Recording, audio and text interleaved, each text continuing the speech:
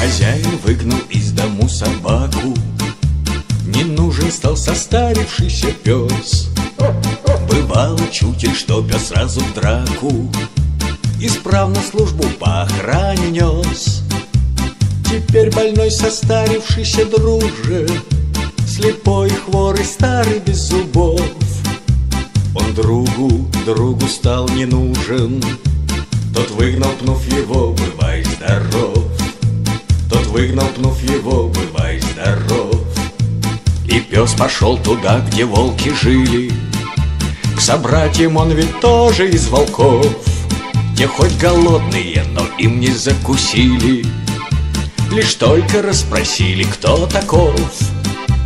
Он им поведал, что с ним приключилось.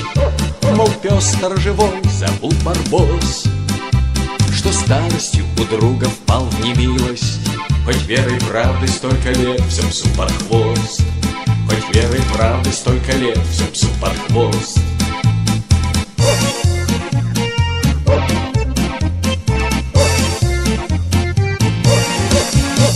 Вот как-то раз студеной зимней ночью хозяин возвращался из гостей, охотничью услышав песню волчью, что пробирает до мозга костей. Напрасно он стегал нагайкой лошадь, загнал ее, упало тело в снег.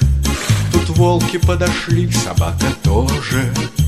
Молись перед смертью, человек, молись перед смертью, человек. Но что-то в нем почудилось родное, знакомый запах дарил по ноздрям. Пес ближе, видит, что такое. Хозяин, бывший друг, попал к волкам. Он крикнул им хозяина не трогать, пусть миром он к себе домой идет. Но волки, волки, ежели их много, и трижды волки на пустой живот, и трижды волки на пустой живот.